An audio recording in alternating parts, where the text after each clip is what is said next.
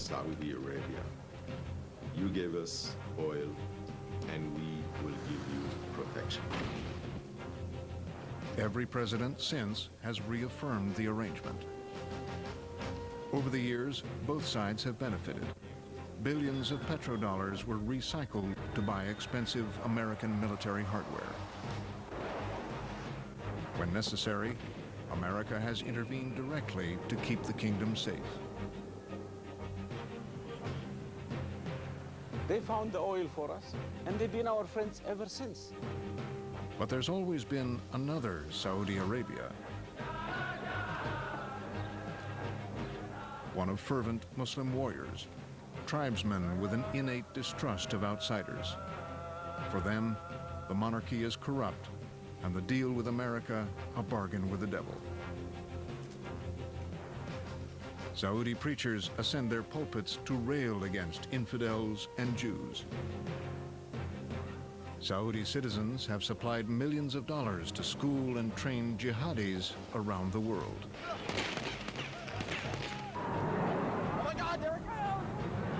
When it became clear that 15 of the 19 were Saudis, that was a disaster.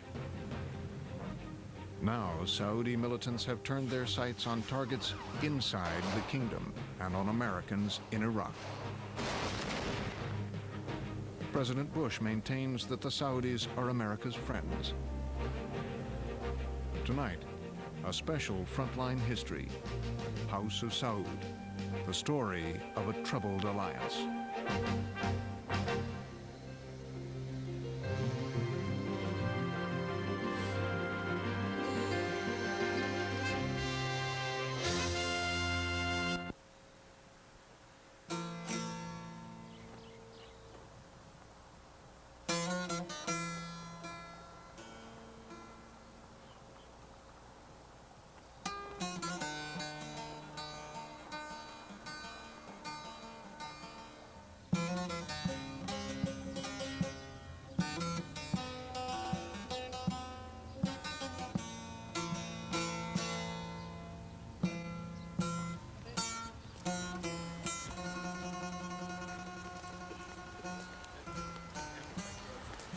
At the Al Yamama Palace in Riyadh, Saudi officials gather for a royal majlis. It's largely ceremonial, but speaks volumes about how this country is governed. It is presided over by the kingdom's de facto ruler, Crown Prince Abdullah bin Abdulaziz, a son of the kingdom's founder. To one side of the Crown Prince sit leading Wahhabi clerics, guardians of tradition who habitually resist change. On the Crown Prince's other side are the royal family and its retainers. Presumably, the two groups are partners in power. As male subjects come forward asking for favors, a new well for a village, or money for a daughter's wedding, they are participating in the modern incarnation of an ancient tribal custom. They are also here to enhance the royal family's image, to present the ruler to outsiders like us as benevolent and wise. This is government by patronage. There is no Bill of Rights here. Whatever the prince says or does, the tribal chiefs express gratitude and pledge loyalty.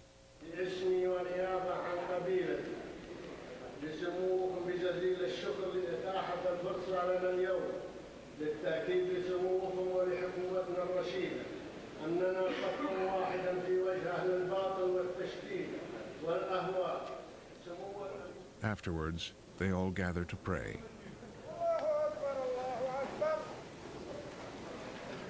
The Al Saud family conquered the kingdom in the name of God and the Quran.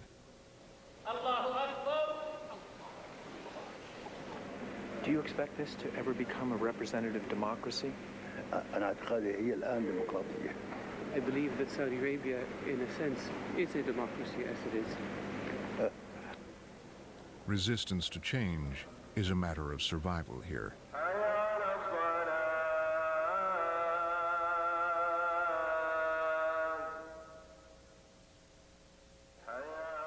This is a nation in shock, where tradition and modernity are in violent collision. Few places on earth have come so far, so fast, as Saudi Arabia in the 20th century.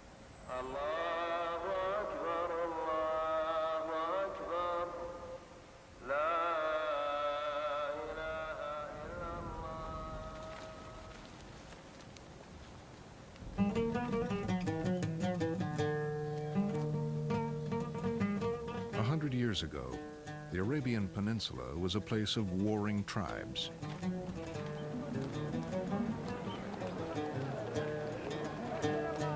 Nomads, sheikhs, emirs. Among them was the family of Al Saud. At that time, the Saudi Arabian kingdom consisted of tribes and small fiefdoms. There was no unity amongst these warring groups. The Saudi Arabian kingdom was never united the way it is today until the reign of King Abdul Aziz.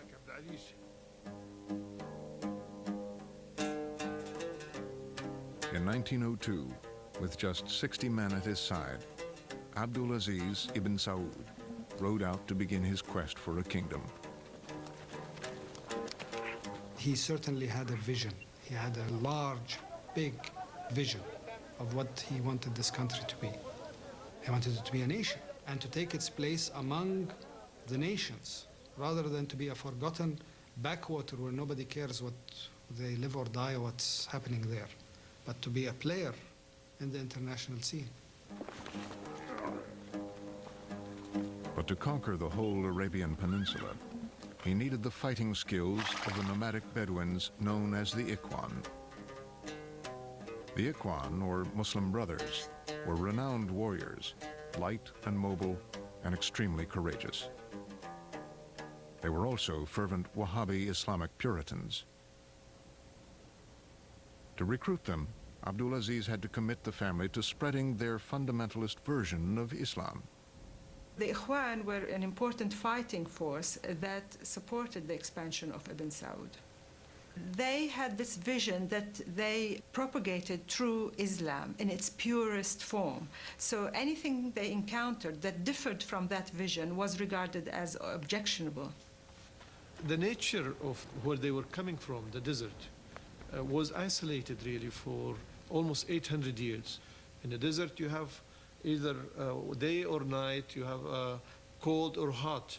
You don't have these shades. Even the music is only one string. And that has kind of polarized the way of thinking. It's either black or white.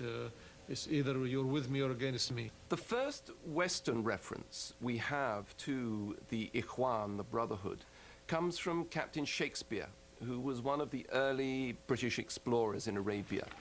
And he'd already heard that these people were fiercely anti-Western. Right from the beginning, this cutting edge of Saudi power was mistrustful of the West and lethally mistrustful. For them to kill a foreigner might well guarantee their place in heaven.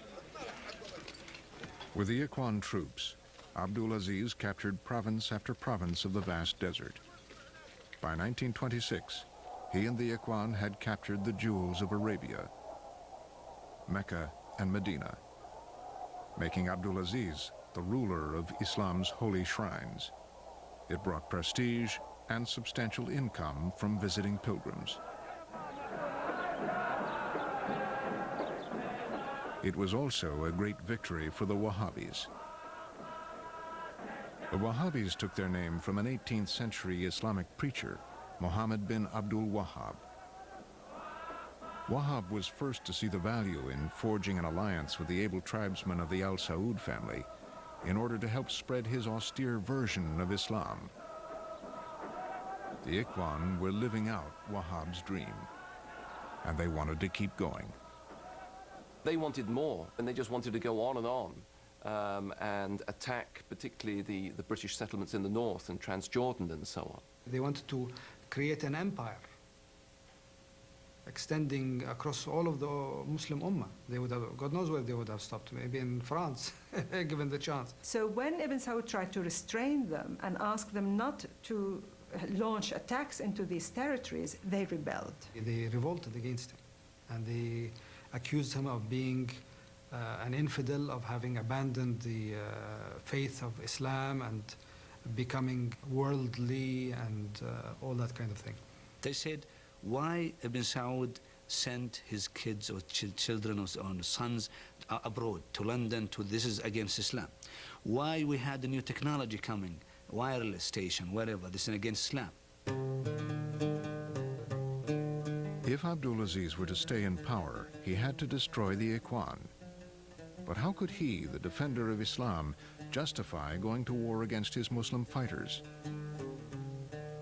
His way out was to win over the religious establishment, the ulama, who were regarded as the moral guardians of the realm.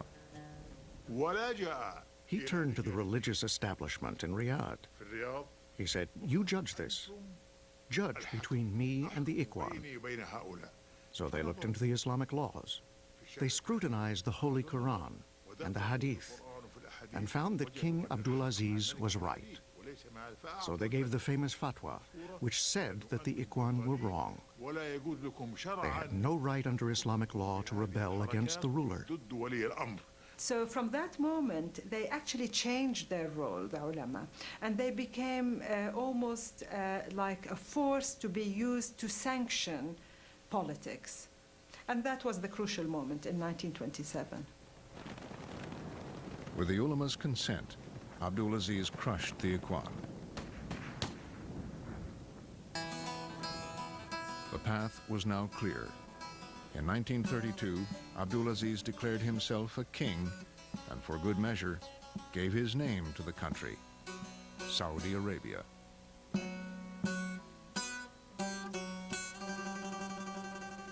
To unite the kingdom, King Abdulaziz married a daughter of every tribal chief in his realm and produced 45 legitimate sons. Every Saudi king since has been a son of Abdulaziz. How many daughters he produced is unknown. They are not counted.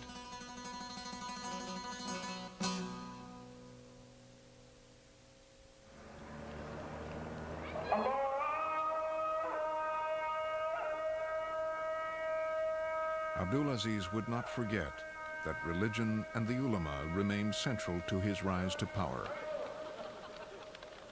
He became the kingdom's chief defender of the faith. فإذا كنا نريد اجتماع كلمتنا وتوحيد شؤوننا وحفظ جامعتنا فليس لنا جامعة نجتمع عليها إلا جامعة الكتاب والسنة.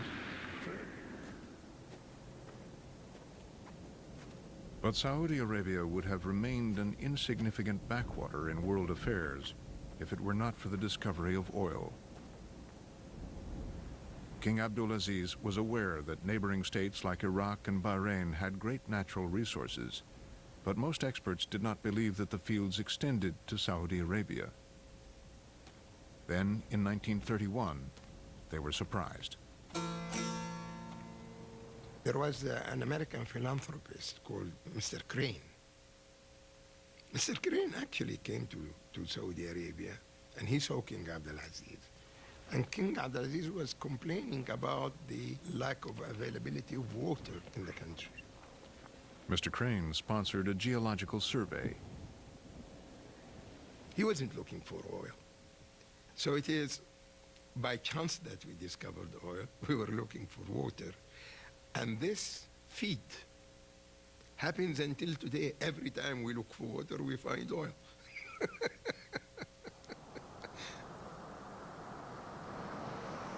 But the only way to get it out of the ground was to invite foreign companies into the kingdom. And Abdulaziz feared that inviting foreigners, or infidels, would be resisted by the religious establishment. He invited them anyway. The king asked the companies to come. One of the scholars challenged that. He said the King bin Saud is doing something against Islam. So the king knew about this, and he asked the scholar to come to his court. When he came, he said, I want you to give me an example why I shall not do that. He said, this is against Islam. He said, prove to me. Prophet Muhammad sallam used Jews, used Christians. He did not say, these are not Muslim, I cannot be in touch with them, I cannot utilize them. Didn't the Prophet use them? The scholar said, yes. He said, I'm doing that the same. In 1933, the first foreign oil prospectors started arriving in the kingdom. King Abdulaziz did not care who got the concession, as long as they paid the money up front. The British showed interest, but it was the Americans who paid $170,000 in gold for a concession that would turn out to contain the biggest oil fields on Earth. The first number of holes was dry, and the question was, why should we continue with this? They had been ordered to stop, and they'd failed to read their mail or whatever, and so they did strike the oil, and that well is today is operating. The Arabian American Oil Company, or Aramco, was created to prospect for oil and market it. America's 4 largest oil corporations became the sole shareholders. When King Abdulaziz went to open the first oil field, and he smelled the sulfur, and he was repugnantly surprised by the smell, and they told him, but Your Majesty, this is what oil, the sulfur of oil smells like. So, oh, let me smell more of it. The king still had little idea what riches Saudi oil would soon bring. But by 1945, the U.S. urgently needed oil facilities to help supply its forces fighting around the globe. For President Franklin Roosevelt, oil was an American national security priority. From Yalta, FDR sent a message to the Saudi monarch. The contacts were made, but the decision was kept secret until after he left. The Minister of Finance, Abdullah Suleiman, came to the king's wives and said, Abdulaziz sends his greetings. I am at sea, on my way to meet Roosevelt. We'll be back in 2 or 3 days. Any royal trip like this has to be big. And it's not just for a show, no. It's like, unifying all portions of the society with you together. So he had his own advisors. He has some of his own sons, princes. He had some of his tribal chieftains at the time. So it's like a small state moving outside its own state to meet Roosevelt, and it has to be, from all portions of society.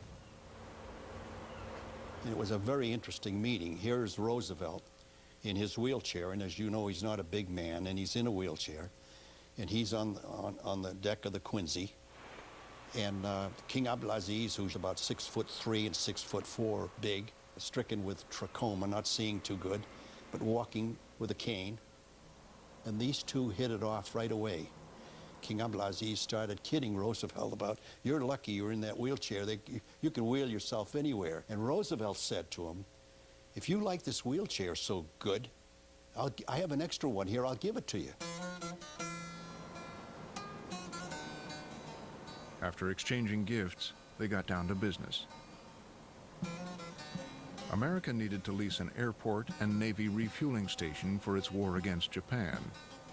But it was the security of the Saudi kingdom that was at the forefront of King Abdulaziz's concerns.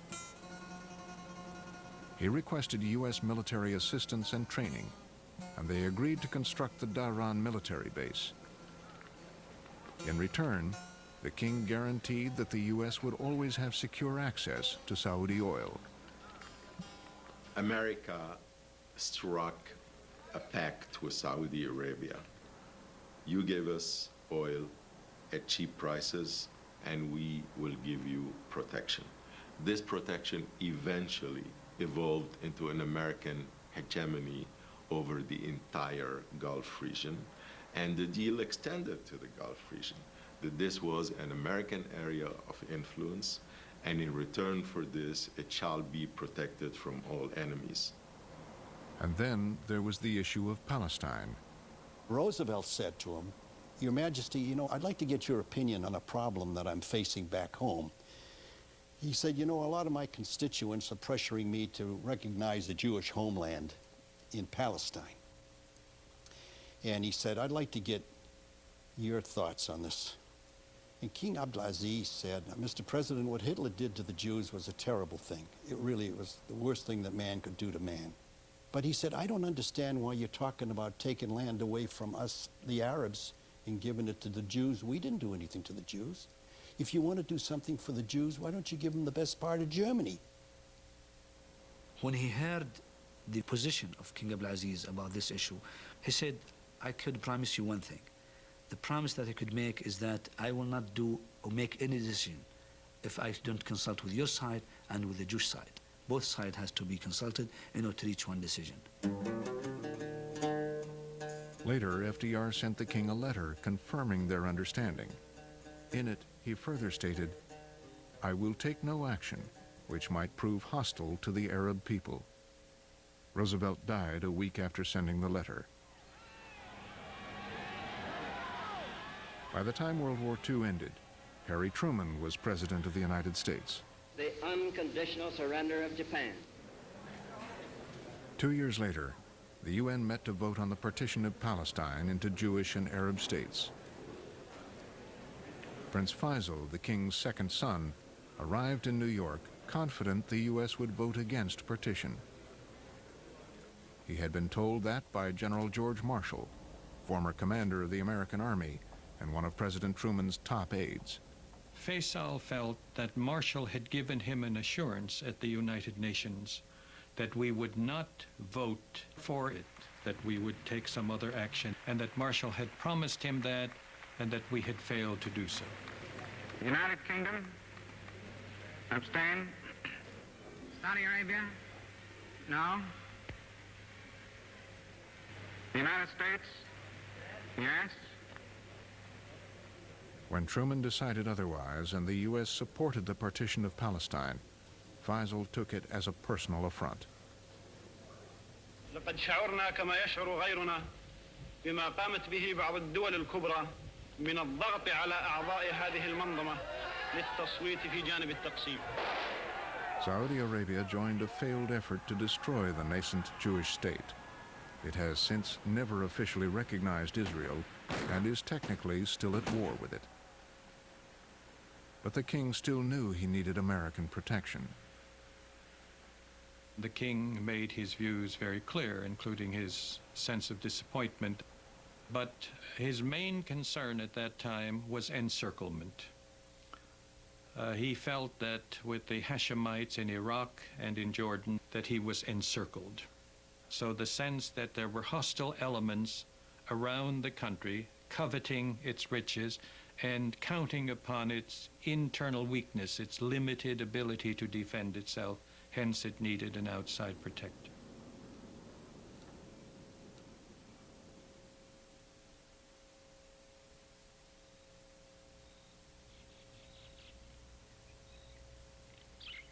Just before his death in 1953, the ailing founder of the kingdom started delegating his power to his sons. His eldest, Prince Saud, who had accompanied him in battles, was designated the next king. His second, Prince Faisal, was to mind foreign affairs. He prepared for his succession with the help of Prince Saud and Prince Faisal, the eldest. He told them, your unity will continue my reign and preserve the family and the unity and prosperity of the country. Avoid differences. Beware if you separate. When King Abdulaziz died, people were afraid. He was the force, he was the symbol. He was almost the bureaucracy himself. Everything has to come through his desk because it was a nation that it's a startup, like a corporation today. You find the entrepreneur who starts a corporation, they've got their hands on things. King Abdulaziz was a power, and he was strong, and he brought strength to the room, and you could see what he did, bringing the country together. Saud, on the other hand, people that dealt with him never considered him bright. I don't recall anything substantive that Saud ever said on whatever the issues might be. Very pleasant, very nice, but inconsequential. He loved the desert in the sense that he had these huge tents with every amenity possible. I mean, air conditioning and all the latest food from Paris and States and everything else. He loved the trappings of being king. The palaces and the adulation of the crowds, the foreign dignitaries would come and talk to him, and all of his retainers, of course, acting with due respect. And so, I mean, he loved being king. The only thing is he wasn't king in any substantive way. He was soft. And if you're going to be a ruler in Arabia, you've got to be tough. You've got to be like a hawk. You've got to be like a falcon. That's what gets respect. And at the end of the day, Saud's generosity went so far, but he wasn't tough enough. The king also enjoyed American hospitality. He became a regular visitor to Saudi Arabia's oil-rich eastern province, where the Americans lived very differently than the Saudis.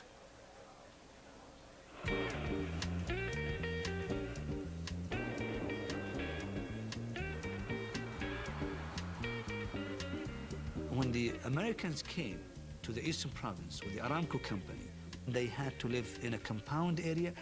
Inside, they have their own condition, situation like in the United States. Outside, they have to live with the Saudis as the tradition exists. They started building these camps. It was new to us. Air conditioning was new to us. All these things. And then, what was good about Aramco is they shared it.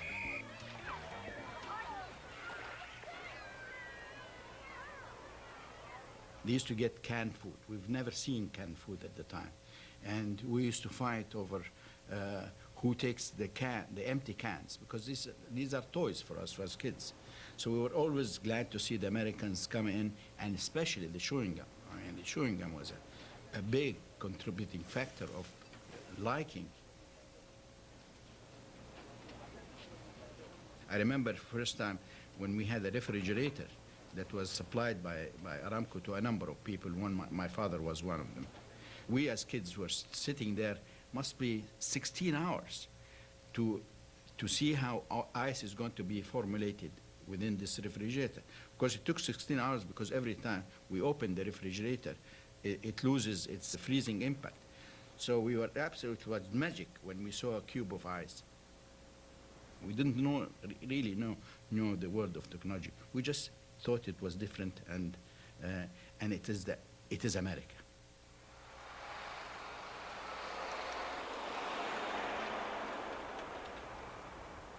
The Saudis were interested in one thing, and that is that their oil industry was preserved and being handled in a way where they could negotiate and they could increase the oil prices and so on. And they had extremely good relations with Aramco. They were making a lot of money, but they were spending it foolishly. The country was broke. They had to borrow money. They borrowed money from Aramco. King Saud was much criticized for his handling of finances, but little was known about his other weakness, a safely guarded secret, which contributed to his downfall. We had a vice president for Aramco whose name was Floyd Oliger, and he was with the king one time, and the king was tired, he was sick, and so Oliger said to him, "Your Majesty, why don't you go out into the desert, do a little hunting and relax, and we have a wonderful guest house." So they thought that was a good idea.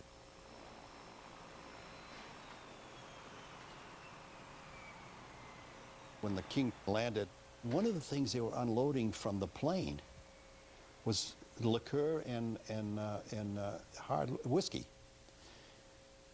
Well, we took a look at this, and where did they put the stuff? They put the stuff under the king's bed in the guest house. So of course, we were kind of shocked. And during the stay, we could see that they would drink this stuff straight. But it was kept very quiet. King Saud's drinking was kept quiet in part because the king was an important asset for the Americans. Since Gamal Abdel Nasser's overthrow of the King of Egypt in 1952, the balance of power in the region had changed. Nasser aligned himself with the Soviet Union and proclaimed himself a socialist and pan-Arabist. For both Saudi Arabia and America, this was a threat. The Cold War was at its peak, where you had two mighty empires battling out across the whole planet, destroying nations in their path. And you had the end of colonialism and these newly liberated countries coming out full of vitality, full of energy, and wanting to prove themselves. And the theme was out with the old, in with the new. Who cares whether the old was good or bad? It doesn't matter. We want to change. Khalas, we want to change and get everything new. So in this kind of environment, we are who are quintessentially old. You know what I mean? We were the odd ones out. We were going against the trend. We did not want to be part of that new thinking in terms of socialism, communism. We've already had our ism. We've already had Islam.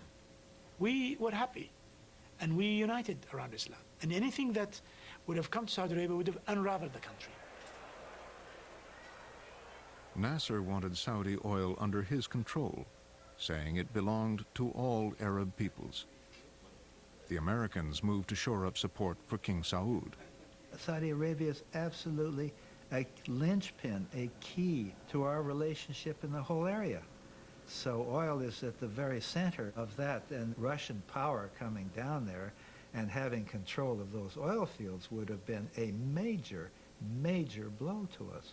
The Eisenhower administration had the idea that perhaps King Saud could be built up in a political fashion that might make him a contender with Nasser in terms of leadership in the Arab world. The White House said, we are inviting His Majesty and 8 of his retinue. And we took that to the king, and particularly to his advisors. They looked at us and we looked at them, and there was going to be no way it would only be 8. Well, one thing led to another, and by the time they got on the ship, there were about 80. After arriving in New York, King Saud and his entourage flew to Washington. Saud became the first Saudi monarch invited to America on a state visit. Eisenhower met him at the airport, which was very, very unusual, and he just determined that he was going to treat Saud as his great good friend.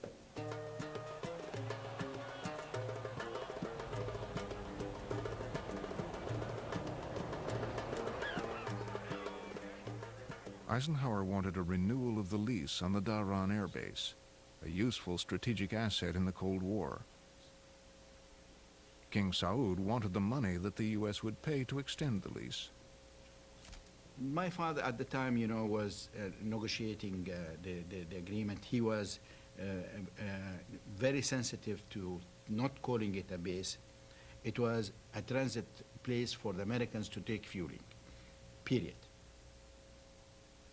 The exact details of the Dhahran Agreement are revealed in this original copy of the accord.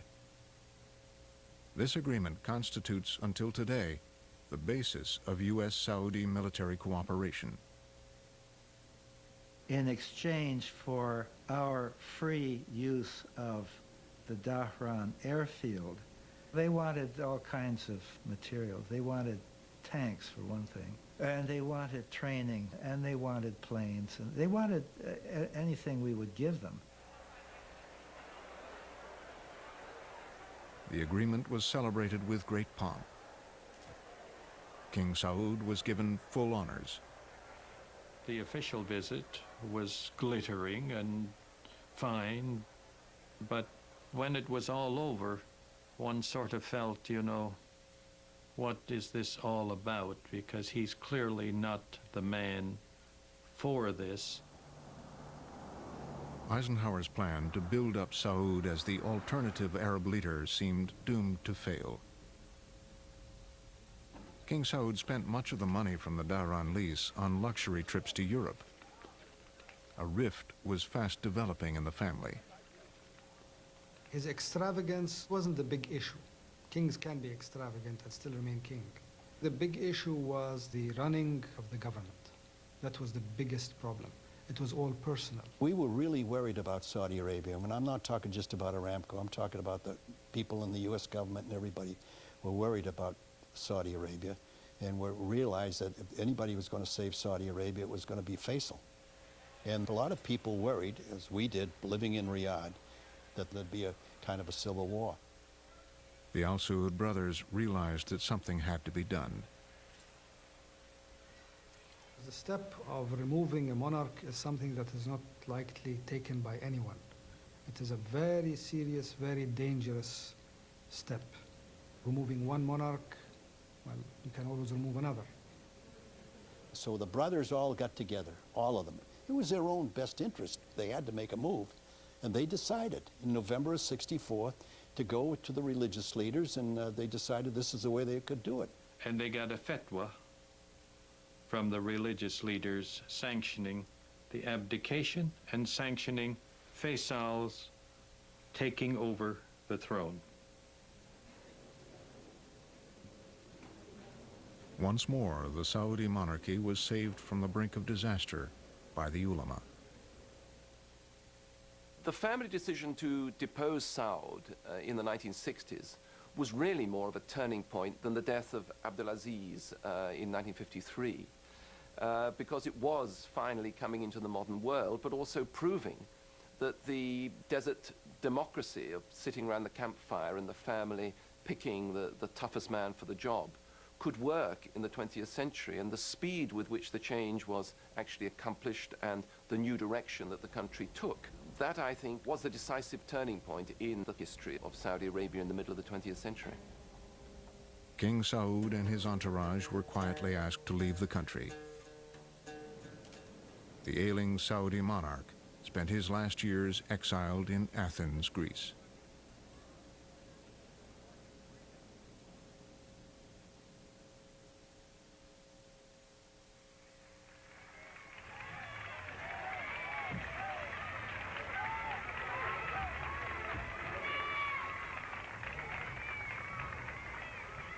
It was my first year at Georgetown, 1964. I was called in by the dean of the university, who, when I went in the office, I thought I had done something wrong or something. And he said, well, now, Turkey, your situation has changed, and are you thinking that perhaps we could provide you with some bodyguards? In those days, there was no internet, there was no instant news service. I had absolutely no idea that on that day, Monday, that my father had become king.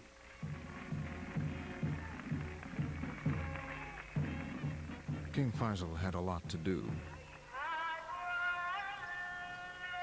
But almost every aspect of bringing the kingdom up to date was bound to bring him into conflict with the ulama. In their view, every innovation threatened Islam. Essentially, modernity means westernization. This is the fact. It's like a buzzword, okay? Modern means westernized. This is where we have problems, because people want to run their lives better, but not necessarily sacrificing their own culture and their own history in order to become copies of Frenchmen or copies of the English or false Americans. They don't want that.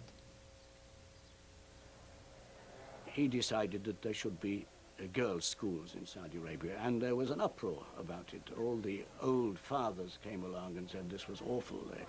Who knew what would happen when the girls got education? And Faisal said, in that case, don't send your daughters to the schools. And if you don't want, if a majority of people in your village or town don't want a girls' school, you won't have one. But those who do want to have a school must have one. I would have been illiterate if they didn't have schools at the time. And in fact, I was lucky to go to one of the early private schools that were established in the 60s. Female education was put under the directory of a separate body that would control the curriculum and make sure that what the girls are taught in schools is actually suitable for them as girls and as women. So in that way, he managed to reconcile the need for female education and also the requirements of the ulama. Gradually, indeed, the number of girls' schools was increased, and girls were admitted to universities and so on. All this was done by keeping just a little way ahead of public opinion and always being willing to stop and wait for public opinion to catch up. But reaching compromise with the ulama was a constant battle. Leading Wahhabi clerics were ever vigilant. One day, I get a telephone call from our people in Dhahran and says, Mike, they're banning vanilla. The vanilla extract is being banned. I said, why? He said, well, it's got a little alcohol in it. And you know, they're going crazy. Now, anything with anything, any alcohol in it, anything. And they're saying to me, look, we can't make ice cream, we can't make bread, we can't make cakes, we can't go. It's a big problem. We've got to do something about it. So I happened to be in one of my visits to the king, and I was telling him about this, and he was amazing. He was amazing, really. He picks up the phone, and the vanilla was allowed in. But to keep the peace with conservatives, King Faisal made Saudi Arabia a sanctuary for extremist Muslims from abroad. When governments in Egypt and Syria cracked down on fundamentalist religious scholars, King Faisal invited them to teach Saudi Arabian youth. Faisal's decision had far-reaching consequences. There was an influx of them here, and where did they work? They worked in the education and in other professional works, and that's when the problem started here. Many of today's Saudi radicals studied under Egyptian and Syrian fundamentalists. They misused their hospitality. We dealt with them honestly, and they dealt with that with us underhandedly. And that's a mistake that's not going to be repeated. Religious conservatives staged one of their biggest protests in 1965, when Faisal approved TV broadcasts in the kingdom.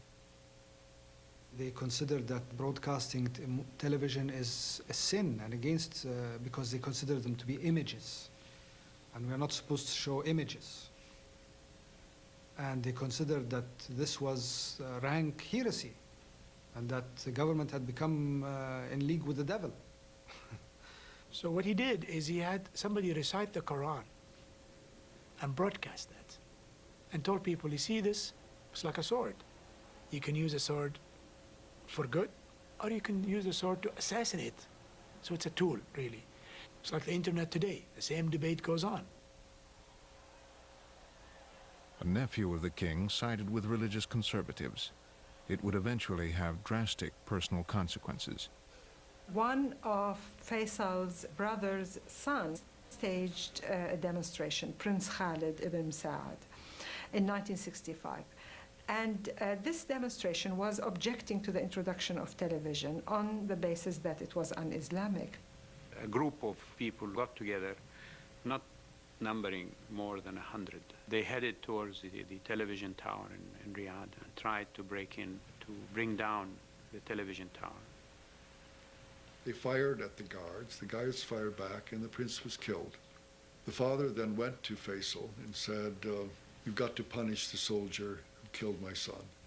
And Faisal said, no, I'm sorry your son was killed, but he was breaking the law. He fired on the police, they fired back at him, and the policeman is guiltless. I am responsible.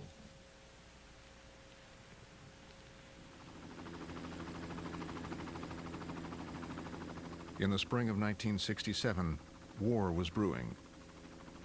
Nasser was moving troops to Israel's border, and ordered the UN out.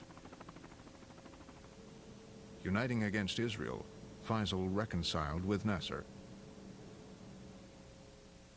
Could I ask His Majesty what sequence of events he would like to see now in the Middle East? The first thing is the extermination of Israel.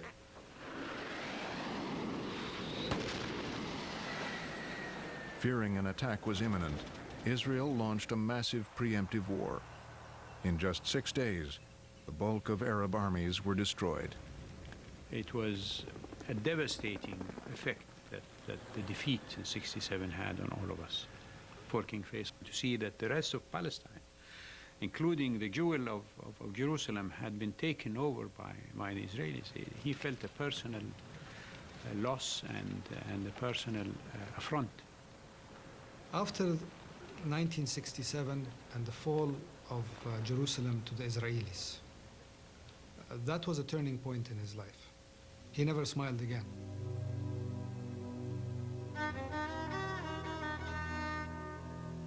Arab leaders were humiliated.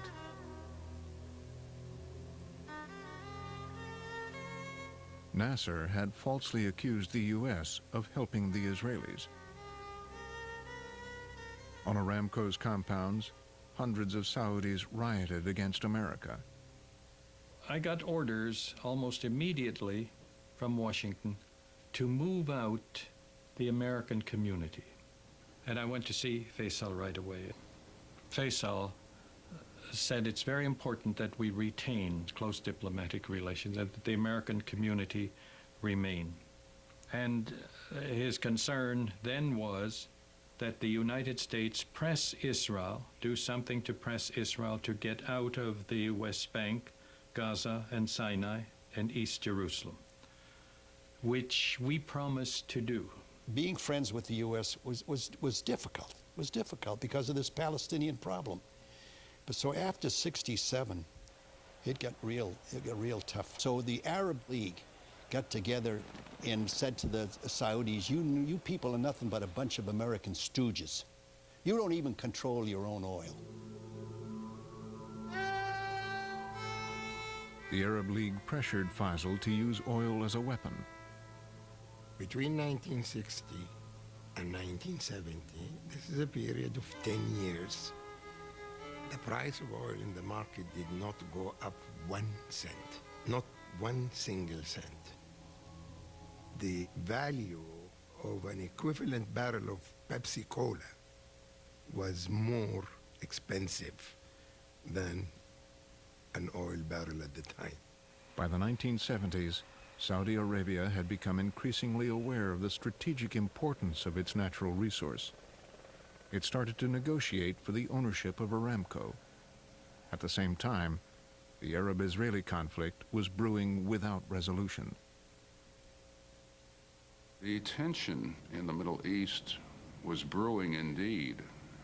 However, I don't think that we fully recognized how much it was brewing. We tended to downplay the statements that came out of the Middle East, and most notably the letter that was received from King Faisal.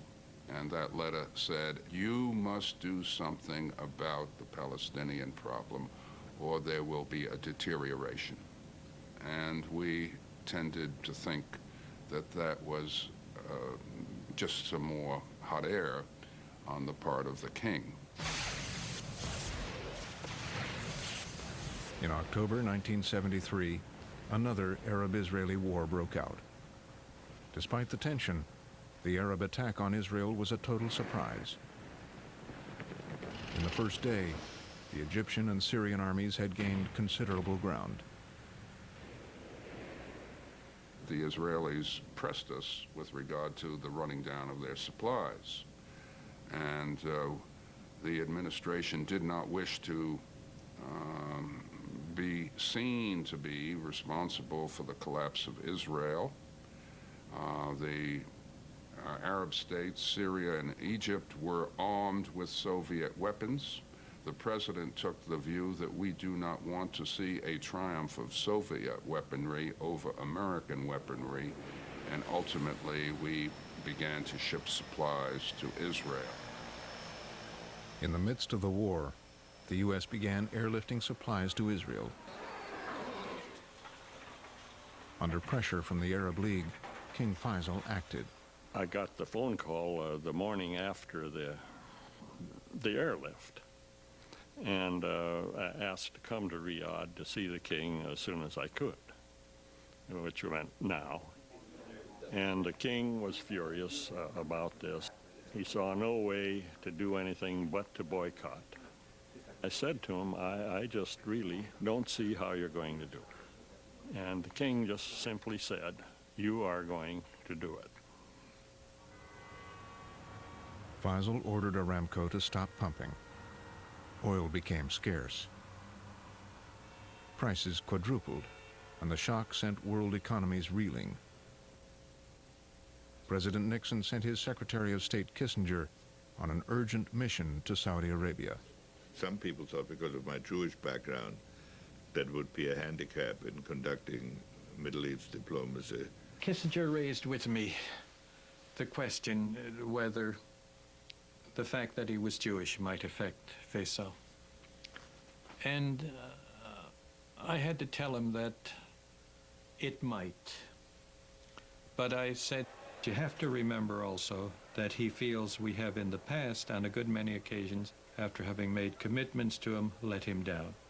So you better be sure that what you say to him that we may do, we intend to do. He was very austere looking, very sharp features, and it was a very long room, and I had to walk that whole room towards him with his black-robed advisors standing there. It was a beautiful scene,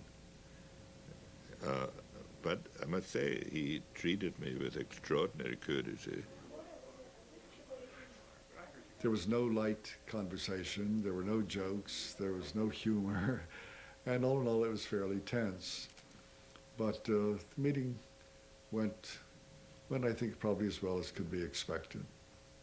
Both of them saw that the other wasn't wearing horns. President Nixon was eager for me to raise the embargo. King Faisal really wanted to talk more about the peace process in the Middle East. He made it pretty clear that he couldn't lift the embargo until there was some progress towards peace. Kissinger began working on a peace plan, but progress was slow. The oil embargo remained. The Pentagon started to consider military options. Kissinger gave an interview in which he said the United States cannot stand having its oil supplies disrupted. This will hurt the entire economy. And if it should become necessary, the United States would be prepared to invade, to intervene in Saudi Arabia to take over the oil fields. Kissinger's statement was taken as a verbal warning, but a recently declassified secret British intelligence memorandum reveals that 5 months into the embargo, the military option was a reality. Dr. Kissinger said no great power will allow itself to be strangulated, and he called me up and said, jump in behind me, and I did. I was asked at a press conference whether we had the military capacity to move in the Middle East, and I said we indeed have that military capability. Post-Schlesinger, I used hard language. We tried to make clear that there was a point at which we would have to look after the requirements of national security. And so we implied that if we were pushed absolutely against the wall, we might secure the oil by our own means. Oh yes, we were quite capable, and we were thinking about a possible move into the Persian Gulf on a contingency basis, but if we were ordered to move, we would have moved. King Faisal answered back that, we come from the desert, we have been living on camel milk and dates, and we can easily go back and live in the desert again. He was not impressed. We did not get a telegram from King Faisal congratulating us on those statements.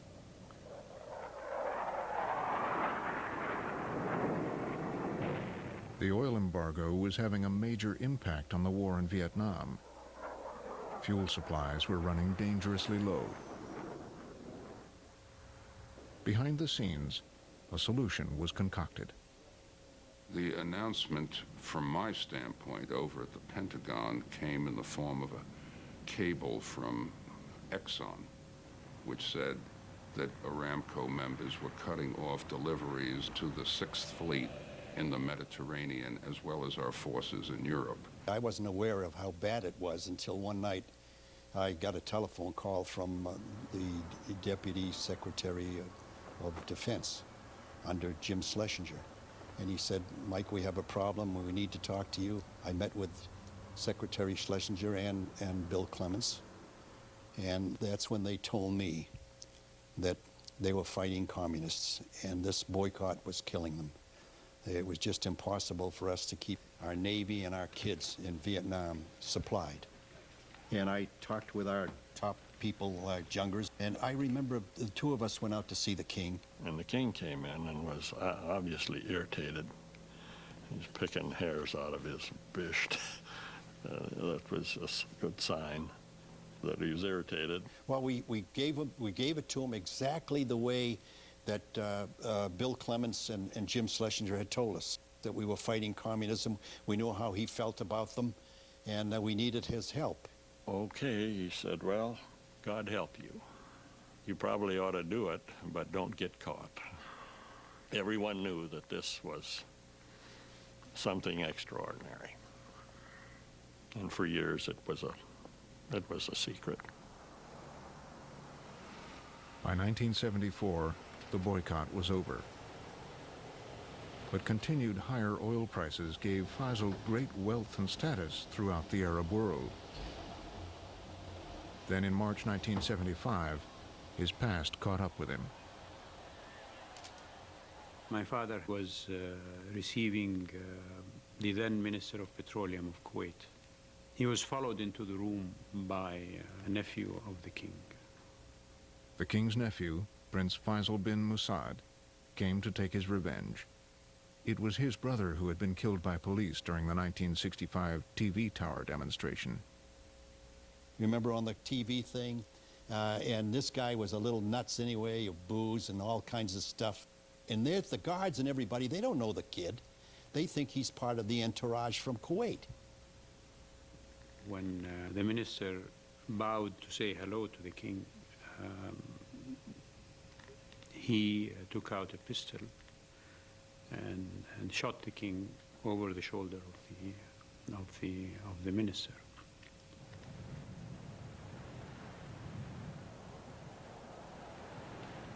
King Faisal's assassination came as a violent shock,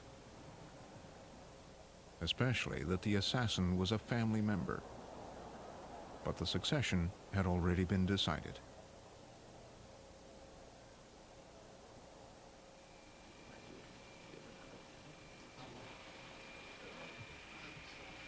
In 1975, Khalid bin Abdulaziz became Saudi Arabia's fourth king.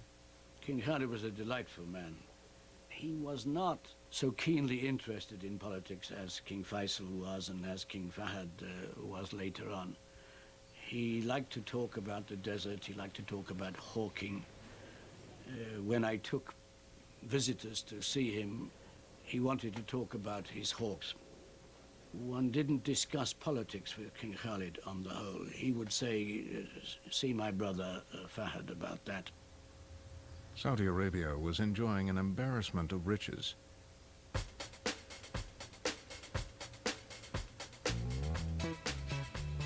With a tiny population estimated at 4 million and only 500,000 literate male adults, it was hard to put to work an income of nearly $1 billion a week.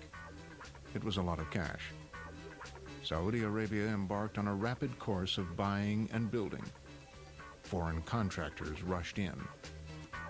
Saudi Arabia was the only country that was booming.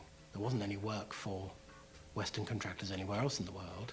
So everybody was converging on Saudi Arabia. Everybody was desperate for a piece of the action. You would go away for a summer holiday, and you'd come back and you'd get lost. You wouldn't recognize the city you had left. just a couple of months before. So things that would normally have taken 20 years to do were done in a few months. And it made people a little bit crazy. A little bit crazy.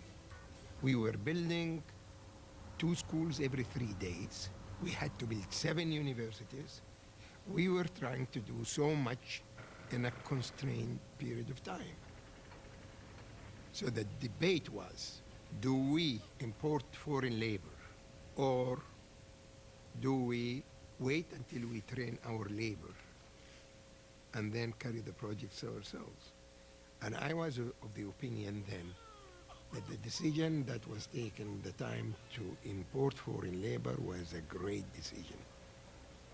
So you began to have this skewed system where the native population didn't do very much, and most of the people who did the work were expatriates. If you look at even in Saudi Arabia today, population is 16 million, but the expatriates are perhaps 6 to 7 million. Among those that accumulated massive wealth during the boom time was the bin Laden family, becoming the principal builders to the royals. Another consequence of the boom was massive amounts of official corruption. Much of the corruption concerned Saudi purchases of Western military equipment. Deals were riddled with influence peddling, bribes, and oversized commissions. There was also real estate fraud. The main device for getting money from the government into the pockets of the princes is through land sales. But only the princes can register land in the desert as theirs. An ordinary citizen of Dala Fulan cannot go out and say, I'm going to take this piece of land and put a marker. Only the princes can do that. So when the government then needs land to build a project, that they have to buy the land from the princes, and at astronomical prices. If downtown New York, if not downtown Tokyo at that time, unbelievable prices. The way I answer the corruption charges is this. In the last 30 years, we have implemented a development program that was approximately close to $400 billion worth, okay? Now, look at the whole country, where it was, where it is now. And I am confident, you know, after you look at it, you could not have done all of that for less than, let's say, 350 billion. Now, if you tell me that building this whole country and spending 350 billion out of 400 billion, that we had misused or got corrupted with 50 billion, I'll tell you yes, but I'll take that any time. There are so many countries in the third world that have oil that are still 30 years behind. But more important, hey, who are you to tell me this? I mean, I see every time all the scandals here or in England or in Europe. What I'm trying to tell you is, so what? The Saudi elite became notorious big spenders in the casinos of Europe. The royals, with their huge monthly allowances, spent seemingly endless vacations there. Saudi leaders lost credibility and respect, especially among religious conservatives. They're so corrupt in every sense, in Islamic sense, in financial sense, and administrative sense, in every sense, that no way they can reform and go back and become faithful to the country, let alone faithful to Islam. So the only way to save the country in every sense, even in the basic human sense, is to change the whole royal family. In 1979, across the Gulf in Iran, another corrupt absolute monarchy, also backed by the U.S., fell. It was overthrown in part by fervent Muslims. The royal family was scared of the same thing happening to them that happened to the Shah, and namely that the royal family or the Saudi system would be overthrown. There was good reason. The pace of change in Saudi Arabia brought the contradictions between Islam and modernity into the open.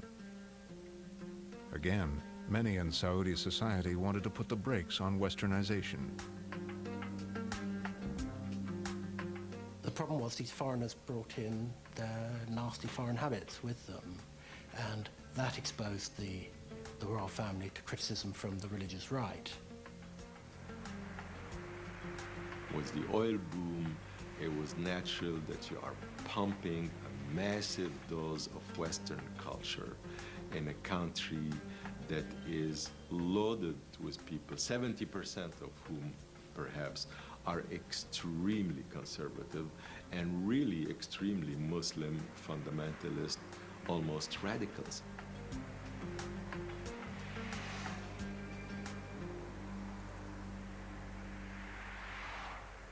One of the warning signals where the society is saying, look, enough. This is changing too fast for me.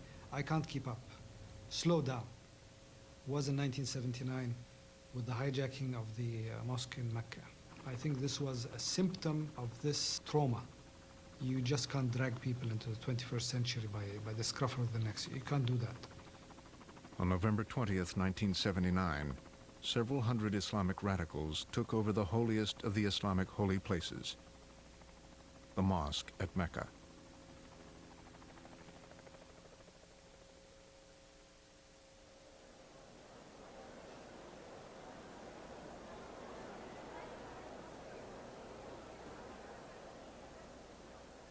They took the microphone in the mosque and announced for the rest of the world that the Messiah was here and that people should come and pledge their allegiance to him. When the incident at the mosque occurred, the government and society realized that the ship had come unmoored from its fundamentals. It was a warning bell.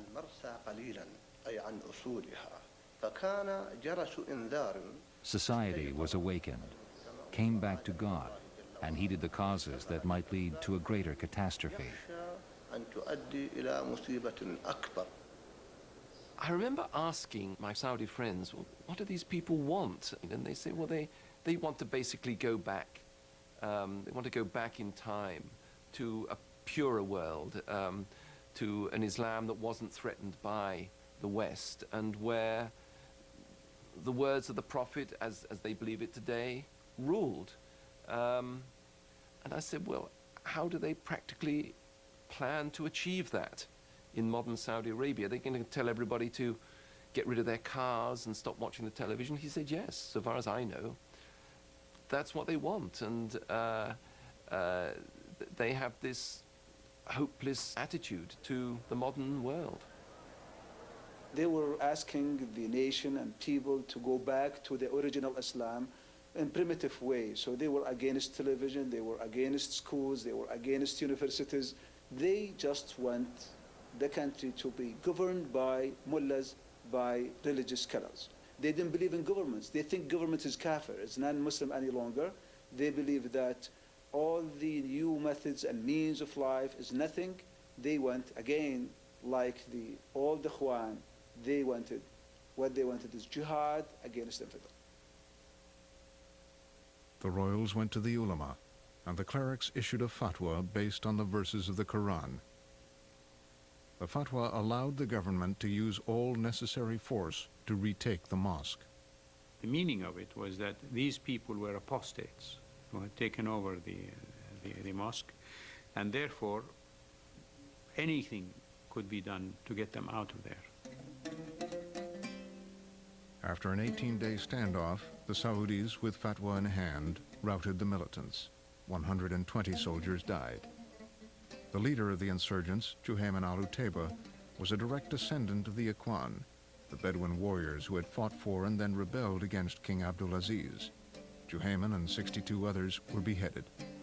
We killed the extremists of 1979, but later on, like a few months after we killed them, we adopted their ideology. We gave them what they wanted when they were alive. So in every level in our society, I'm talking about the educational system, I'm talking about the media discourse, I'm talking about the relationship between the government and the people. I'm talking about even the relationship between people and the people. We started competing on how to appear more conservative, just to protect our reputation and to protect sometimes our safety. We had to pretend we were something that we actually were not.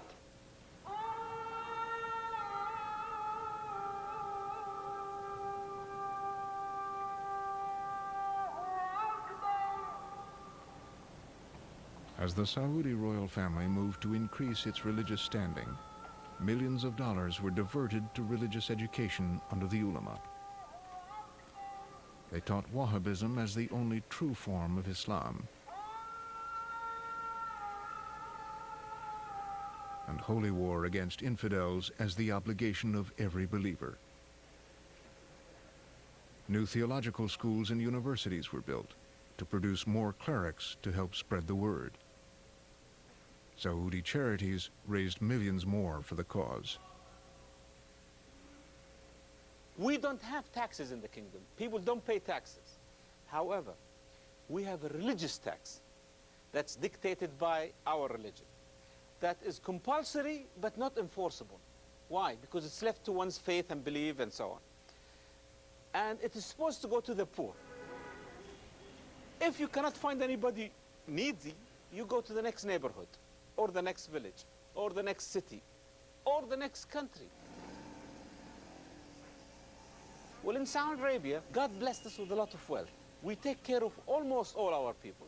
So we send it to Afghanistan, to Bosnia, to Senegal, to anywhere in the world, to Africa, Asia, my point, the Arab world, as charities.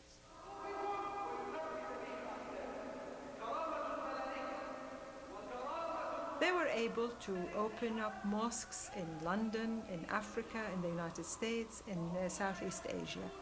And that was seen as part of their responsibility as wealthy Muslims.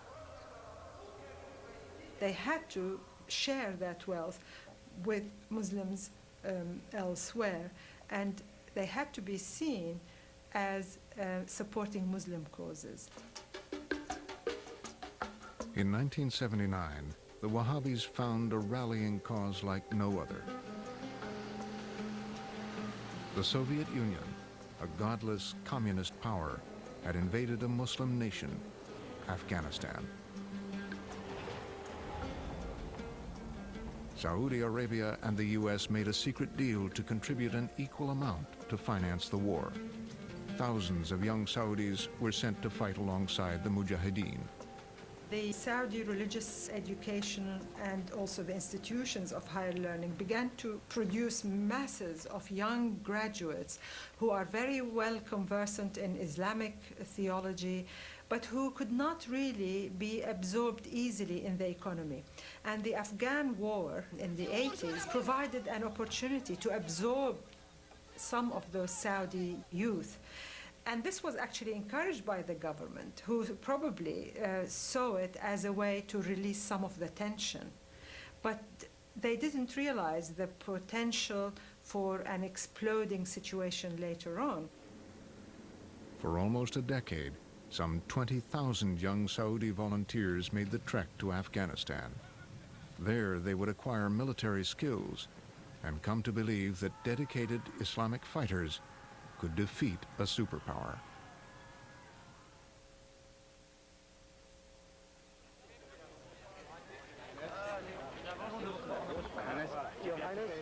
In 1982, Crown Prince Fahd became king after his brother Khalid died of a heart attack. The Iran-Iraq war was raging on his doorstep. Fahd befriended Saddam Hussein, a fellow Sunni, and gave him money and weapons to battle Shia Iran. 8 years later, the Saudis were not prepared for a sudden betrayal. I'm sitting at home relaxing when the phone rings, and my mother is calling. She was in Paris. Her voice is very disturbed. How are you? I'm fine.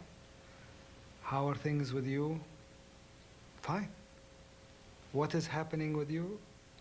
Nothing. What's happening? What's going on? Didn't you hear? No. What happened? Iraq has just invaded Kuwait. It was like a bomb had been dropped on me. I had no idea, because at the time, we didn't have satellite television, and there was a total blackout to the news. Where if you turned on the television, nothing. The Saudis had not decided whether to announce it to their own population or not. Of course, everybody knew it. So it was so strange, so weird, and it was such an insight into the kind of paralysis, incomprehension that the regime found itself in the middle of. In some ways, King Fahd, although a shrewd and to some degrees quite ruthless man, had many of the faults of his brother Saud. An eagerness to please everybody, a belief that everything could be sorted out with the money, which was pretty plentiful, that all would be for the best. And the bankruptcy of that, I think, was exposed to start with by the first Gulf War and Saudi Arabia's inability, after spending all this money, actually to cope with this threat themselves, this military threat from Iraq. How could you justify spending so much money on an army that can't be used for any real combat situation? And this brought to the forefront this problem with the corruption, the commissions, the military contracts, and the inability of a sovereign state to defend itself in case of outside aggression.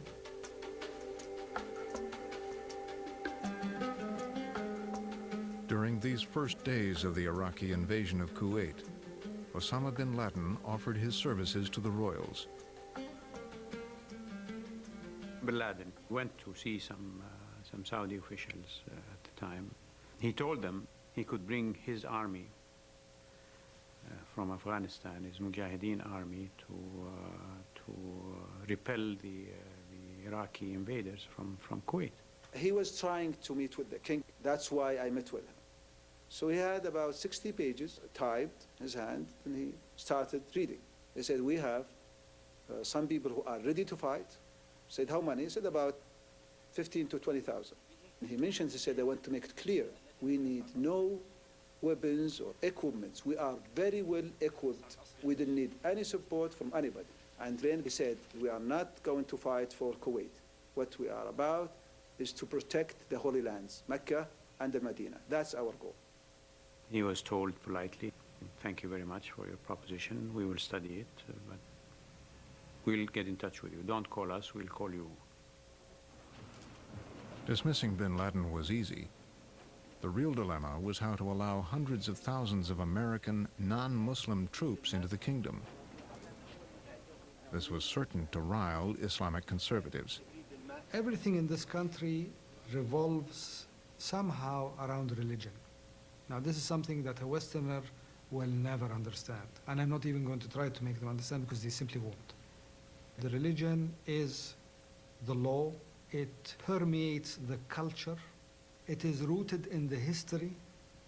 It is part of the DNA, if you like, of the Saudis. Therefore, any challenge has to go through the Islamic filter. We needed to understand whether it was permissible for the government of Saudi Arabia to invite hundreds of thousands of Westerners to come on Saudi soil in order to fight another Muslim country, which is Iraq. There was some questions about whether the Saudis would accept U.S. forces. The president asked Secretary Cheney to go down and meet with the Saudi officials to tell them that we felt it was important to put some forces in there to deter the possible action by the Iraqis to move down the peninsula. U.S. Defense Secretary Dick Cheney, General Colin Powell, and General Schwarzkopf arrived in Saudi Arabia armed with satellite pictures showing the Iraqi army poised to move across the Saudi border. I thought he was shaken by what he saw in those photos. After listening to General Schwarzkopf's briefing on the proposed American response, the king said, come. And the Crown Prince said, don't you think there should be some consultation? And Fahd said, there's no time. If we delay, we may end up like Kuwait. There is no Kuwait anymore, he said. And Abdullah said, yes, there's a Kuwait. There is still a Kuwait. And Fahd said, yes, and its territory consists of hotel rooms in Cairo and Paris and London. And Abdullah said, I take your point. I agree. King Fahd went back to the ulama and asked for a ruling or fatwa. King Fahd asked the senior ulama, and they said that if you cannot work a peaceful settlement, then you must side with the victim to reverse the aggression. And if you have to avail yourself of support from non-Muslims, you do so. The deal was concluded. More than 500,000 U.S. troops started arriving in the kingdom and neighboring countries. But regardless of the fatwa, hardline Saudi imams protested. ولينا أعداء الله تعالى وأحببناهم من قلوبنا ونسينا الفيصل بين الإيمان والكفر. هذه الموالاة للكفار هي من أسرار هزيمتنا. أعتقد أن هذا من أكبر الأخطاء التي وقع. This was the biggest mistake committed by America. فإنه It caused all the hate and hostility. كرها وعداوة. They came with their traditions, their army, and unfortunately with their behaviors, and wanted to force it on Muslims. During these first months of Desert Shield, Saudi anxiety was amplified by an unexpected problem: money. The U.S. administration was bent on charging the Saudis for the war.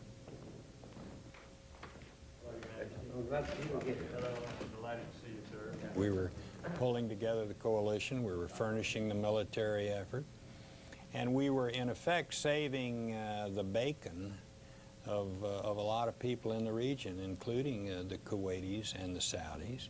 They were very well-to-do countries, and it was our thought that they should contribute to their defense. King Fahd was a very warm and engaging person to deal with. I remember when I first raised the issue of payment, he said, don't even talk to me about that. He said, what is money between friends? And in a situation like this, he said, you just go to the finance minister and you tell him what you think is appropriate or what you need. And that was the way he approached it. The costs were picked out of thin air.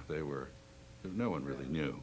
And in some cases, we asked for figures that were simply concocted on the back of an envelope. In the end, what we took in covered the expenses of the war, and probably a little more. Secretary Baker and I had a number of arguments about this, because I felt that we were asking the Saudis for too much. Ambassador Freeman said that the pot is not quite as rich as it has been, but there's nothing that's more important. He didn't say this, I did. Nothing more important than their security and their continued well-being. And it clearly was fair and reasonable for the Saudis to contribute substantially. They spent some $50 billion, and the result was that they started the war with no national debt. They ended it financially lamed and continue to suffer from the debt that the war produced. The presence of Americans had other consequences. Some Saudi women were inspired to challenge long-standing social taboos, such as the ban on women driving. American ladies were actually driving around Riyadh. So we thought, this is encouraging. Why don't we actually go and ask for that? We just said, okay, we will meet at the parking lot of the Safeway in Riyadh at 3 o'clock. We didn't want to tackle any other issues except the driving. Suddenly, all these cars started arriving. There was about 24 cars, and all these very elegant, albeit covered, Saudi women coming out of their cars to take the driver's seat was the Pakistani, the Indonesian drivers just sitting on the sidewalk in front of the supermarket. We were 6 doctors from the university who have PhDs. Also, we were teachers from in public schools. Some of the ladies who were shopping in the Safeway, they saw all these ladies actually getting into the car, and they asked, "What are you doing?" And we said, "We're going for a demonstration." He said, "We'll just participate." That's wonderful. So they just get their drivers and get to the car with their things, and they drove with us. I mean, I remember one guy, he said, a Saudi guy, he said, "Good for you." He was really happy. Now, within 10 minutes, these religious police, who are the guys with the beard and the short dresses, started swooping in on the demonstration. Mutawas, of course, in our, mind, are very scary. I have to tell you that. I mean, I remember that guy, he was really very fat. And he came and he asked me, "You stop your car." And I said, "Okay."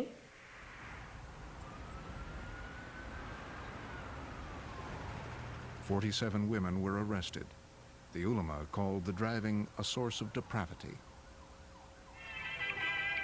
Good evening. The news from Channel 2 Saudi Arabian television.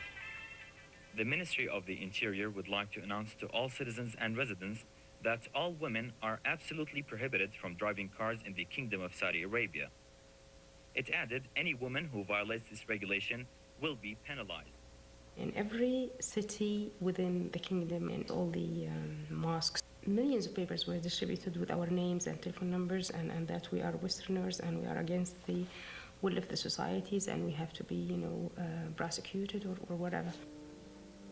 The notice called upon clerics to punish the women as they saw fit.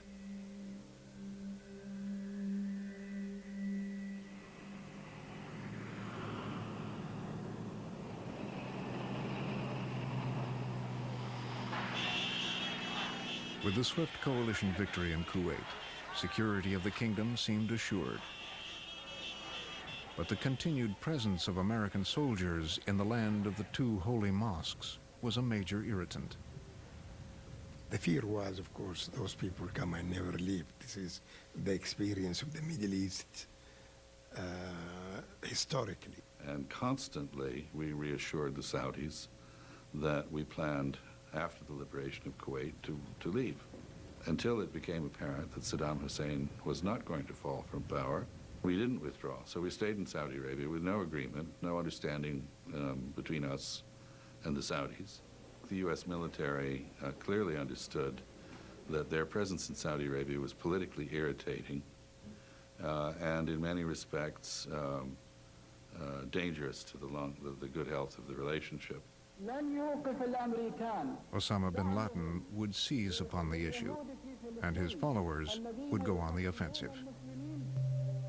On the morning of November 13th, 1995, a massive bomb shook Riyadh.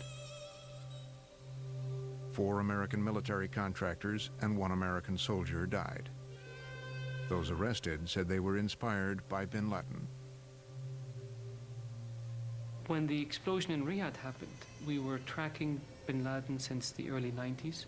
We stripped him of his citizenship. We knew that he was a danger, and we knew that he was planning mischief against Saudi Arabia.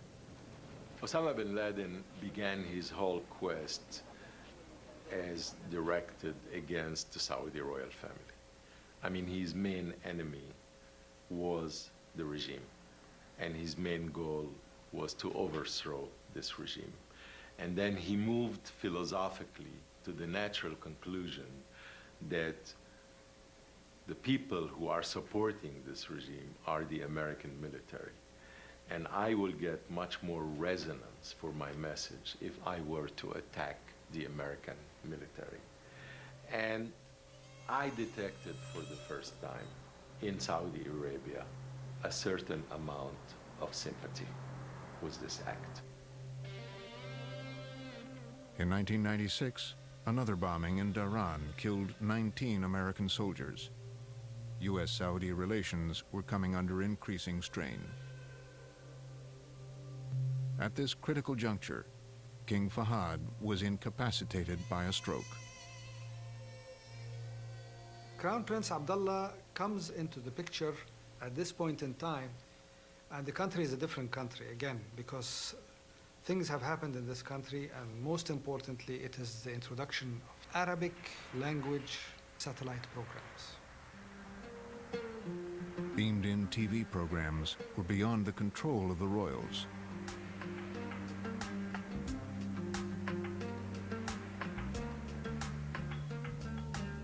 For the first time, Saudi citizens began to see for themselves what others saw as the shortcomings of their country.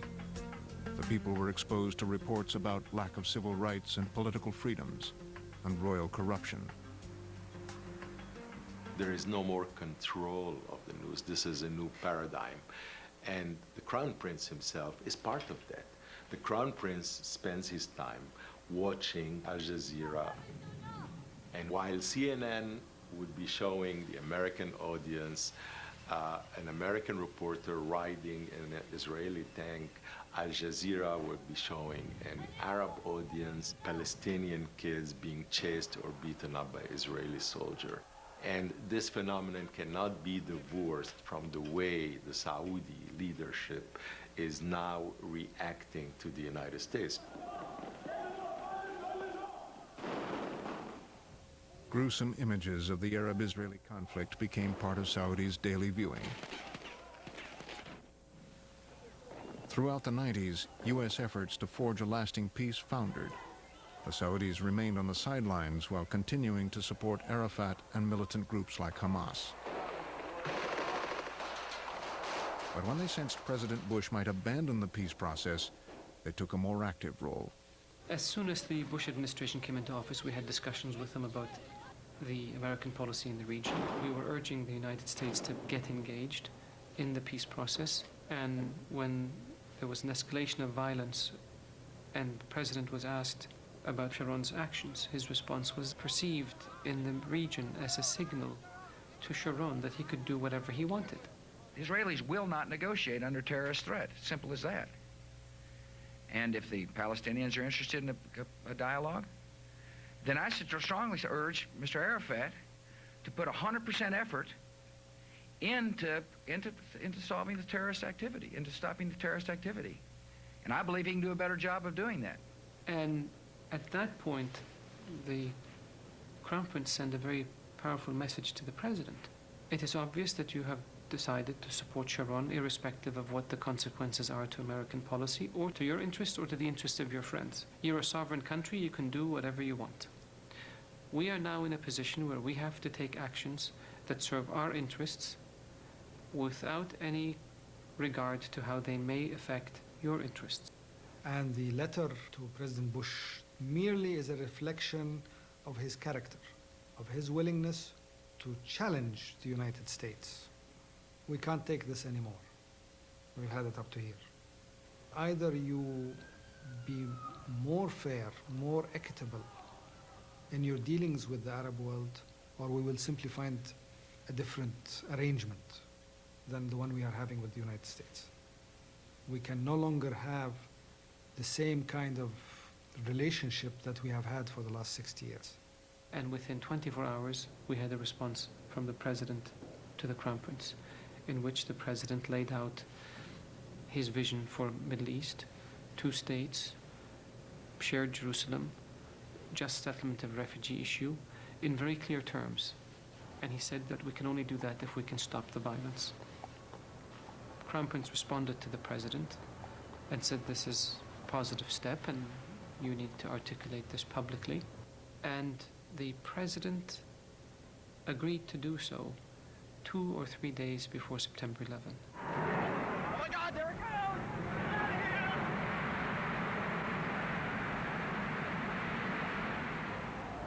The peace talks collapsed in the rubble of 9/11. Some Saudis say the attacks were welcomed. People received a message in their mobile phones. Congratulations. And then the next message in the mobile phone was prayers to Bin Laden. They were very jubilant and happy and looking at Bin Laden as a hero.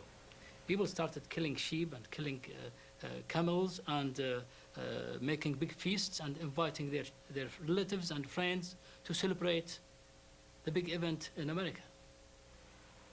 There was a general shock, of course, disbelief. But there was a group of people who said, okay, let them suffer now, let the Americans suffer. Let me put it this way. You know, I might hate someone's guts, okay, but I would not condone his murder. If by chance he was, you know, hit by a bus and passed away, I wouldn't cry for him, you see? And this is the kind of feeling that took place in a segment of the society. Either you are with us or you are with the terrorists. Attention was quickly focused on Saudi Arabia as the heart of the problem. When it became clear that 15 of the 19 were Saudis, that was a disaster. A total disaster.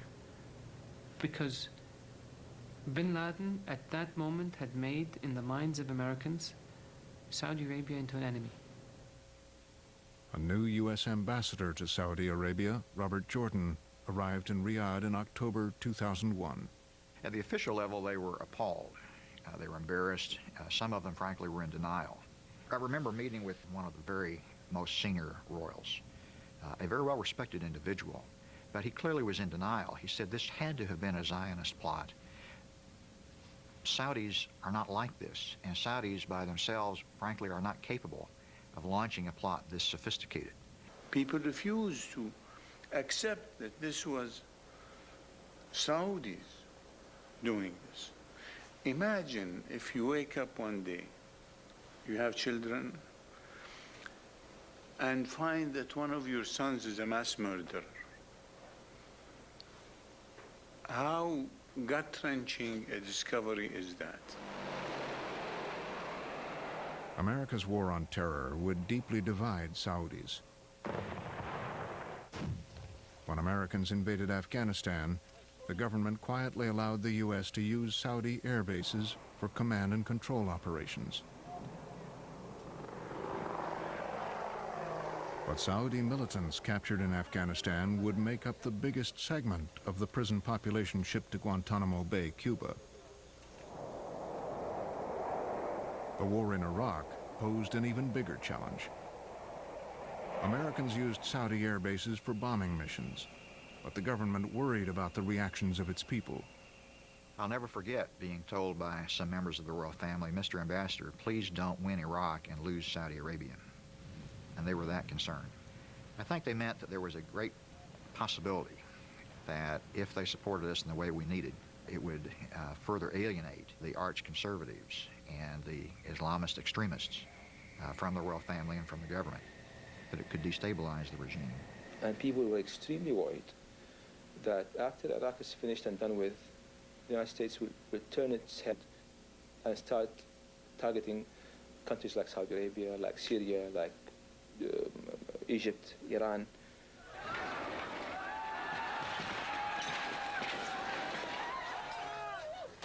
Baghdad fell in a matter of weeks.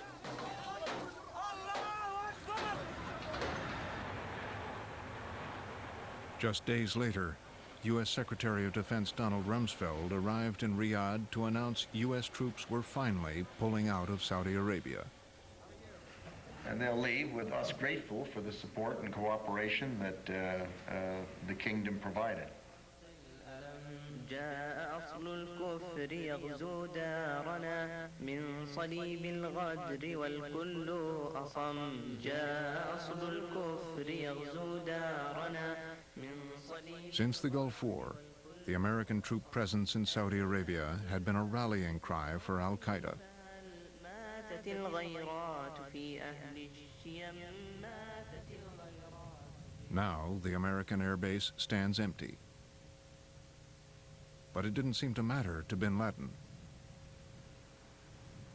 2 weeks later, on May 12, 2003, Al-Qaeda militants attacked 3 compounds in Riyadh, housing hundreds of foreign workers.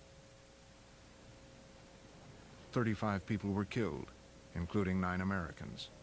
Over 100 were wounded. This was something new. The attack grabbed Saudi's attention in a way that 9/11 did not. The next day, Colin Powell and I visited the Crown Prince, and he was white as a ghost.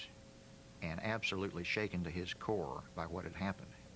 And to the extent they had been in denial about the terrorist threat in the kingdom, that denial ended on the morning of May the 13th. We have to face the fact that these people who attacked and bombed in Riyadh are Saudis, our youth, our sons and brothers. They are not expatriates.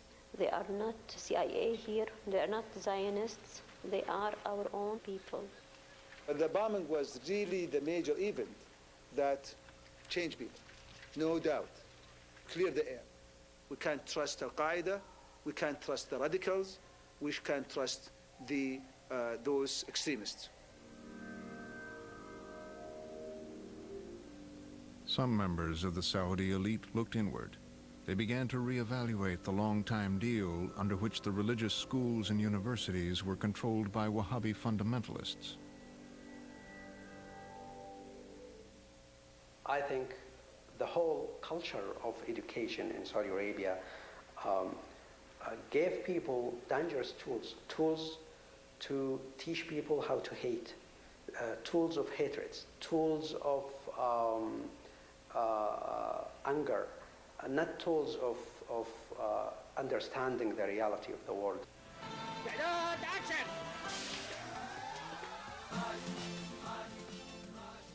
In an unprecedented act of self-examination, Tash Matash, Saudi Arabia's most popular TV comedy show, was allowed to air a bold sketch about extremist teachers instructing students how to hate non-Wahhabis. فإن الله أباح دمه وماله وعرضه لأهل التوحيد وجعلهم عبيد له. يجب علينا أن نضمن في نفوسنا كفرهم وبغضهم لأن هؤلاء كفروا. A moderate teacher decides to complain to the authorities at the Ministry of Education. السلام عليكم. الحقيقة أنا جاي أقدم تقرير عن أفكار بعض المدرسين في مدارسنا. When he gets there, he finds the teachers he's come to complain about in charge.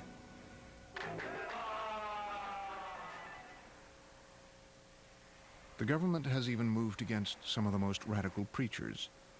At the Ministry of Islamic Affairs, which oversees the country's government-owned mosques, they have begun firing some imams. There was a small group of imams that went too far, and they would not compromise. And that's why they've been dismissed from their duties.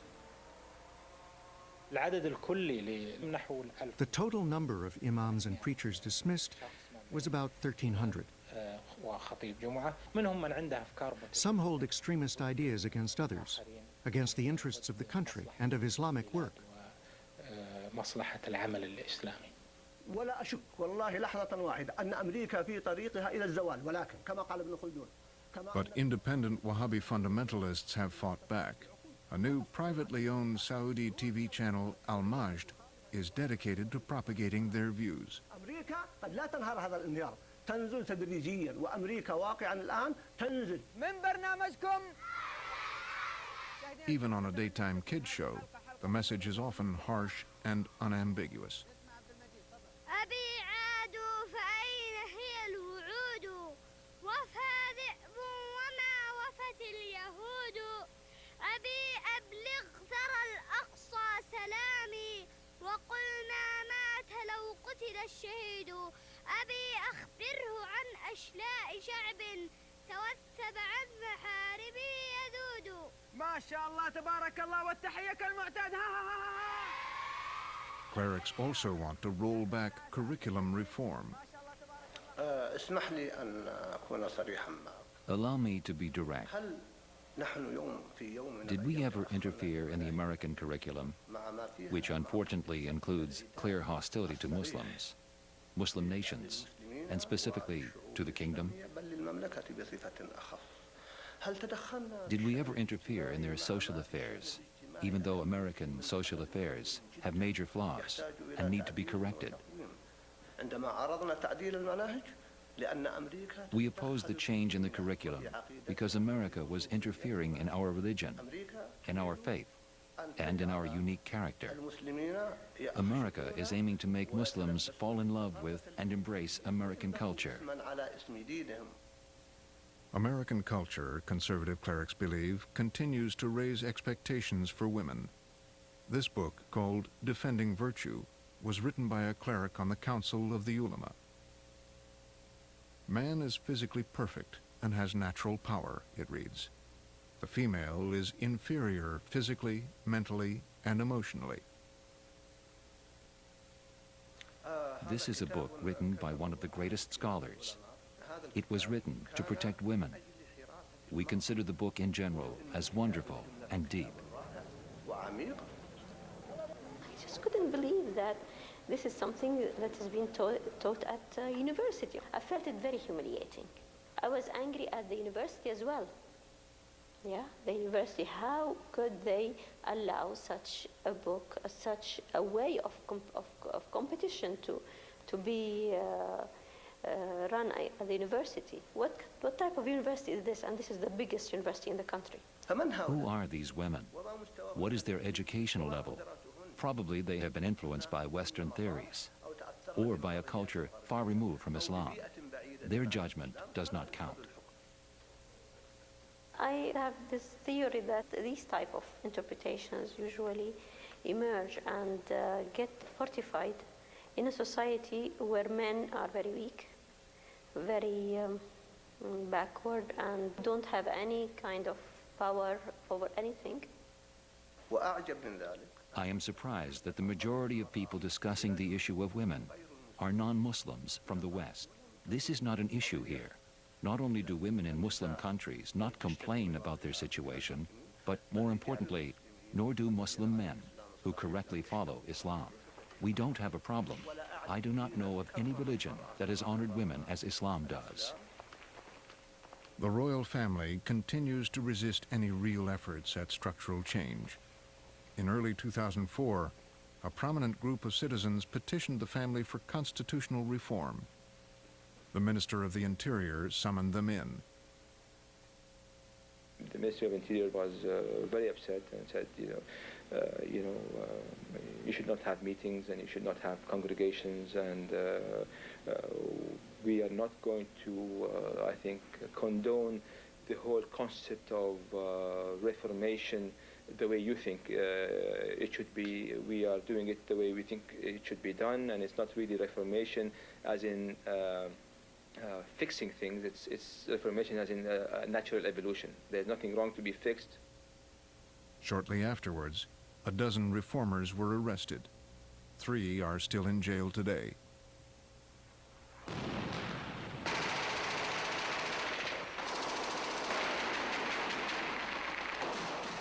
The continuing war in Iraq has only helped strengthen anti-American radicals in Saudi Arabia.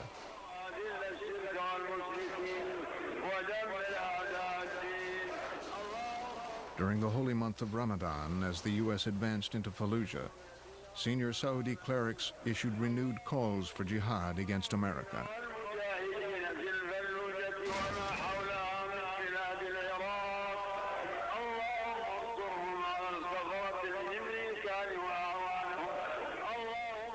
الحقيقة أن الجهاد الذي وقع في الفلوجة يرفع الرأس، أن يحيي الجهاد والتضحية والمقاومة في العراق ضد المحتلين، ونحن نقنت عليهم كل ليل وكل سجدة أن الله يبيدهم وأن يمزقهم وأن ينصرنا عليهم.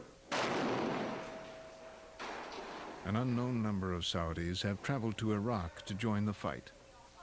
The suicide bomber who killed 22 U.S. soldiers in Mosul last December was a young Saudi medical student.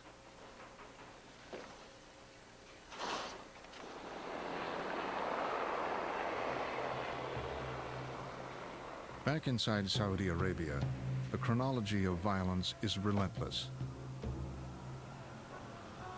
And for Saudi Arabia, unprecedented.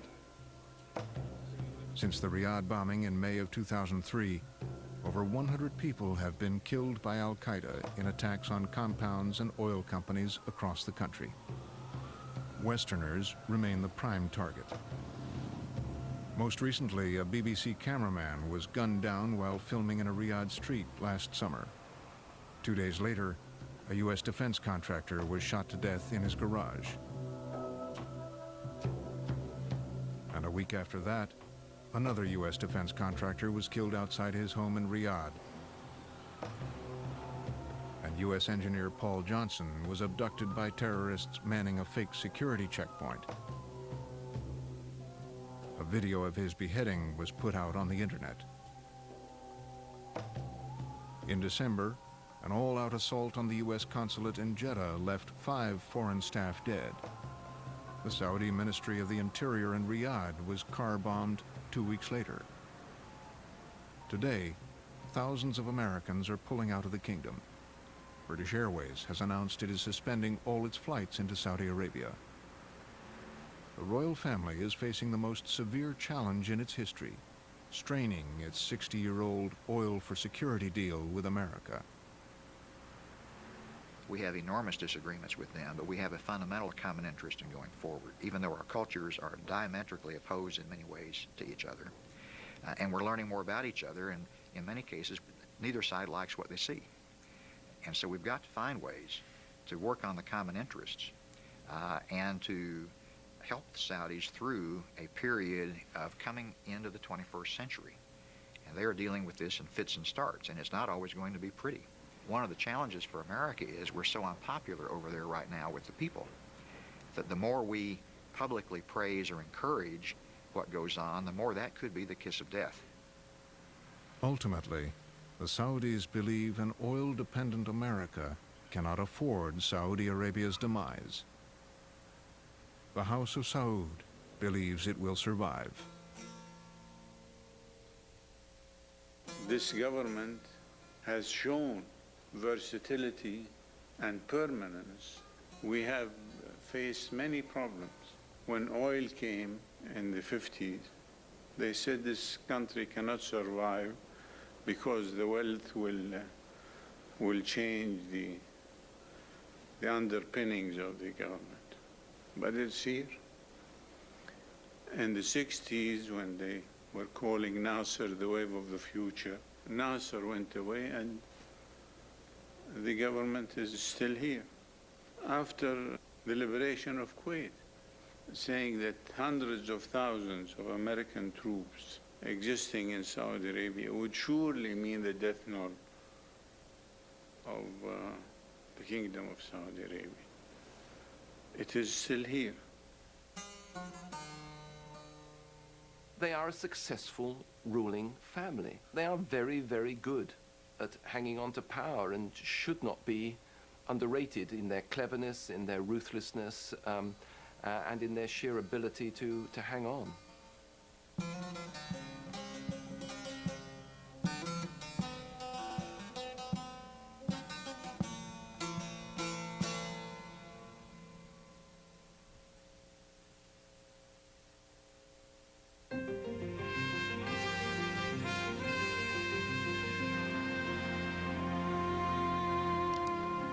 There's more to explore at our website, where you'll find a chronology of the kingdom's history, including key events in the U.S.-Saudi relationship, a family tree profiling recent Al Saud kings, analysis on Saudi Islamism and the prospects for reform, plus interviews with members of the monarchy, Saudi historians, activists, and religious leaders, and a chance to join the discussion at pbs.org.